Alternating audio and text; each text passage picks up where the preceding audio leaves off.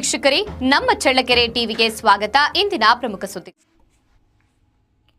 ನಾಯಕನಹಟ್ಟಿ ಹೋಬಳಿಯ ತಿಮ್ಮಪ್ಪಯ್ಯನಹಳ್ಳಿ ಗ್ರಾಮ ಪಂಚಾಯಿತಿ ವ್ಯಾಪ್ತಿಯ ಗಜ್ಜುಗಾನಹಳ್ಳಿ ಗ್ರಾಮದಲ್ಲಿ ಶುಕ್ರವಾರ ಶ್ರೀ ಬಸವೇಶ್ವರ ಸ್ವಾಮಿ ರಥೋತ್ಸವ ನೂರಾರು ಭಕ್ತರ ಸಮ್ಮುಖದಲ್ಲಿ ಅದ್ದೂರಿಯಾಗಿ ನಡೆಯಿತು. ಗಜ್ಜುಗಾನಹಳ್ಳಿ ಗ್ರಾಮದ ಕೊಟ್ಟಿಗೆ ತಿಮ್ಮಾರೆಡ್ಡಿ ಅವರ ಮನೆಯಿಂದ ಶ್ರೀ ಬಸವೇಶ್ವರ ಸ್ವಾಮಿ ರಥೋತ್ಸವದ ಗಾಲಿಗೆ ಮಾಡಿಸಿದ ಭಕ್ತರು ಎಡೆ ಅರ್ಪಿಸಿದ್ದಾರೆ.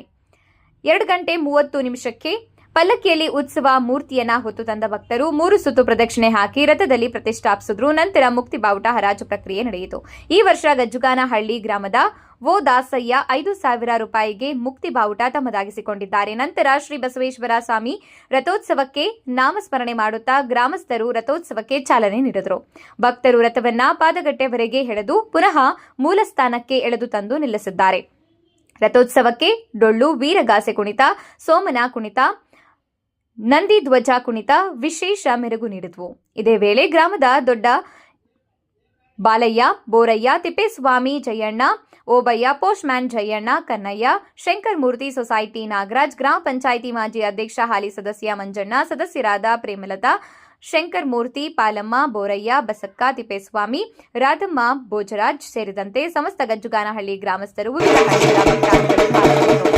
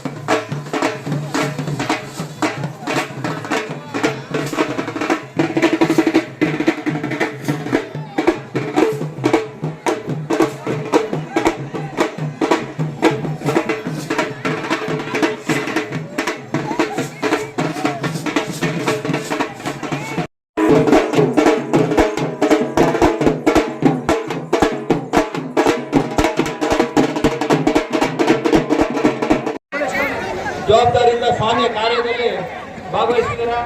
ಅದಕ್ಕೋಸ್ಕರ ನಮ್ಮ ಗ್ರಾಮದ ವತಿಯಿಂದ ಮತ್ತು ಸದ್ಭಕ್ತರಾದ ಈ ಒಂದು ಕಾರ್ಯಕ್ರಮಕ್ಕೆ ಪ್ರತಿಯೊಬ್ಬರು ಭಾಗವಹಿಸಿದ್ದಾರೆ. ಎಲ್ಲರಿಗೂ ಸ್ವಾಗತವನ್ನು ಕೋರ್ತಾ ಮತ್ತು ಹಿಂದೆ 2000 ಫಸ್ಟ್ ಹೇಳಿದೆ